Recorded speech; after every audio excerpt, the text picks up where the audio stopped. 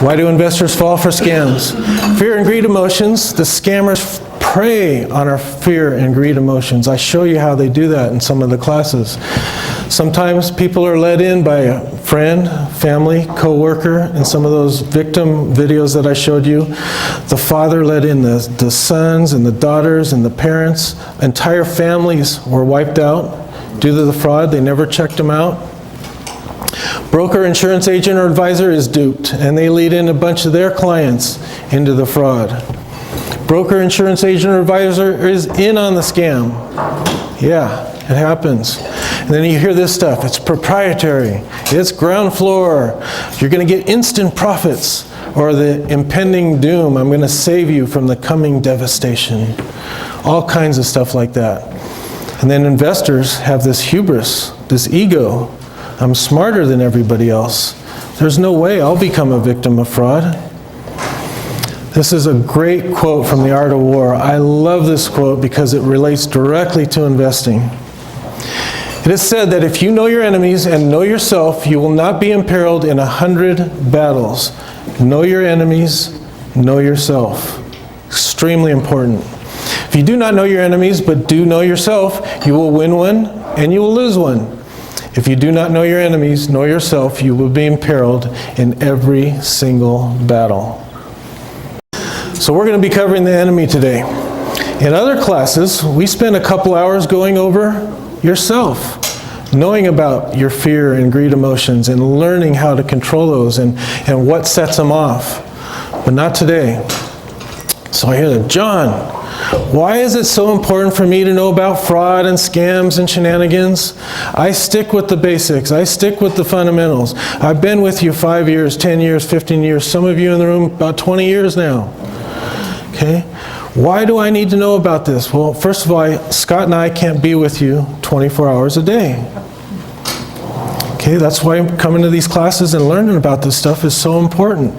All it takes is one family member leading you into something, or one click of the mouse on, an email that comes in your inbox and you're led into something, or you're surfing the internet and you find something that looks totally awesome and believable, and you're done.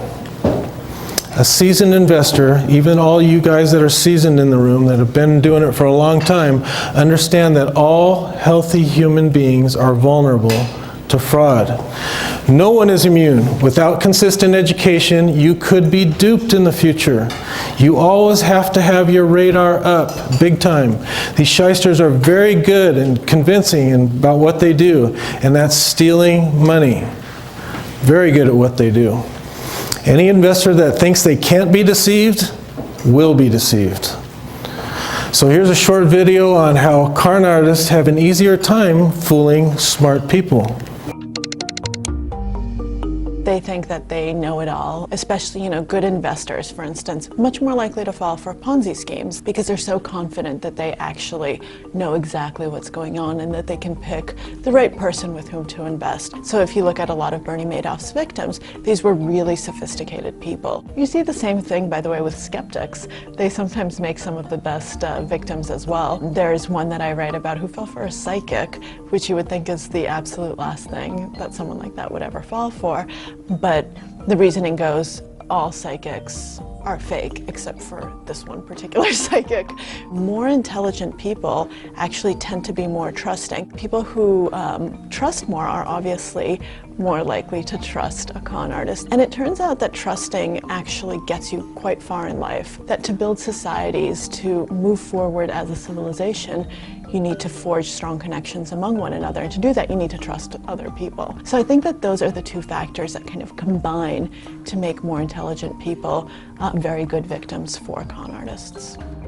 Yeah, the folders that I showed you at the beginning of the class with all those victims, those weren't all stupid people. Those were some really, really smart people. Okay, so always have your guard up. Don't think, I'd never fall for that. I'm sophisticated. Here's Professor Stephen Greenspan. He's got degrees from Johns Hopkins, Northwestern. He's on the faculty of both University of Connecticut, University of Colorado. He has a PhD in developmental psychology. He wrote this book, The Annals of Gullibility, Why We Get Duped and How to Avoid It, right after he got duped by Bernie Madoff. Okay, and you know me, I have to do research for you guys. So I bought the book. We don't have time to share his findings in class today, but in another class I'm going to share his findings and why he got duped. Smart people and gullibility. Bernie Madoff convinced thousands they couldn't lose, and they invested their life savings in his Ponzi scheme. What were they thinking? Sure, some may have been blinded by greed, but there was something else at work here. Deep in the wiring of his victims was that tendency to follow the group. From other people telling me all good things about Bernie, I mean, he had a great reputation, I had no reason to have any suspicions. Now they know Bernie was just pushing their buttons. A real good con makes you feel like you're an idiot for not getting in on this. If you don't do this. If you don't do this, you have really missed the boat. What do you think about this one? Social psychologist Dr. Michael Shermer says investors were suckered because Madoff seemed so credible and because they saw people just like them get in on the action. For a con to work, you want the social signals to be like the mark you're going for. He's dressed like me, he looks like me, he's articulate like me. I want to get a part of that. Yep. The big red flag with the Madoff scam was no third-party custodian.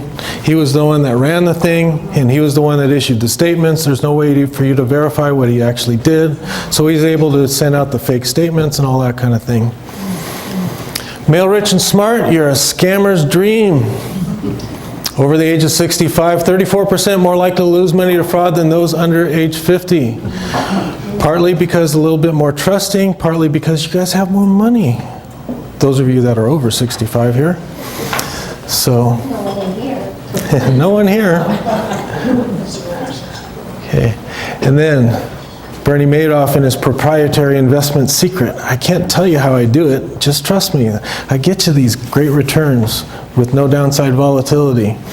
In an interview with Madoff after the scam, people ask me all the time, how did I do it?